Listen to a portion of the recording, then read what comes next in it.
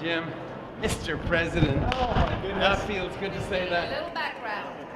2 months ago, the World Bank launched a global conversation asking people around the world what will it take. I'd also like to welcome the global audience that are watching us here, watching us on worldbank.org and also with one.org in English, French and Arabic, and the people on Twitter using the hashtag WBLive. Now,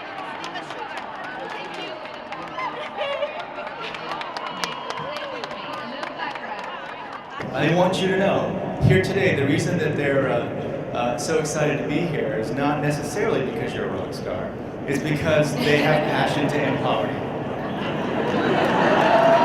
I definitely think that we can find a path toward ending poverty much sooner than it's now being predicted to end, which is 20 to 25 years. We have to do it sooner than that. I think we can't have this. Let me pick up on what you said. We can do better before 2015. What is the single biggest obstacle? What is it? I think if you want to know what will turbocharge Yes. The fight against extreme poverty, it is open data and transparency and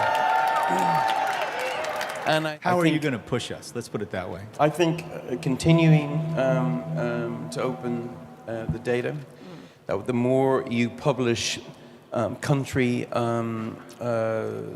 your country plans and the numbers behind them, I think accepting that the world is numerate and can understand this stuff, although there will have to be some capacity building in different regions so that people do understand what you're doing. I think that's going to be very important. And understanding, above all else, and I was saying this the other night, you know, this is the start of the 21st century. The pyramid, the sort of traditional model of power is being turned on its head. Base is is kind of in charge now. So that base better be educated, and I think that's the key, is the understanding. We have to invest in the understanding so that the bank is not a top-down thing, but it's a bottom-up organization, and that all your people on the ground feed back to you what they need, and then you serve those people on the ground. I think the inverted pyramid applies to the World Bank also. Everybody here knows that the biggest killer of them all, bigger killer than AIDS, TB, malaria, probably the lot together, is corruption.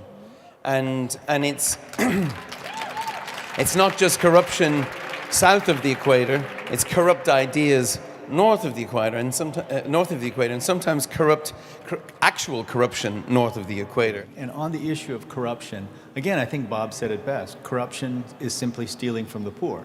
And so we've in every setting, we've now refused to give direct budget support to countries that don't publish their budgets. There's so much pain coming from the economic downturn and recession and this fiscal cliff, which is why I'm in town, because there's real jeopardy. You know, if this sequestration, should it happen, you know, it costs, I think it's 8.2%, it just lobs off the whole top of everything. So that's about 2 billion of the programs that we care. That's probably, 275,000 kind of order of people whose programs will be cut, maybe 65,000 deaths.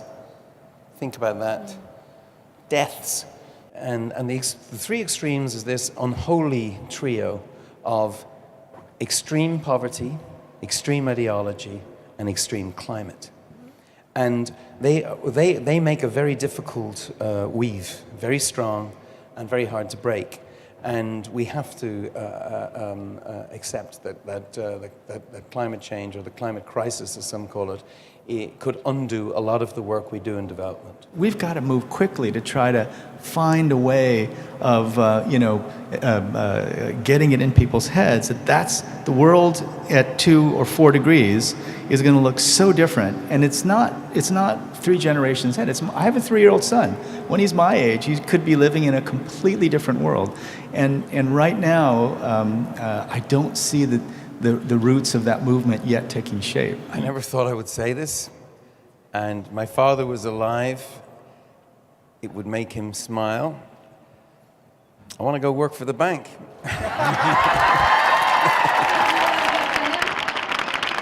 And the World Bank President.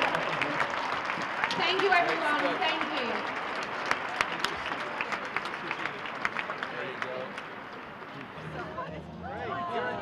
Brilliant. That's so cool. Thank you. Bye.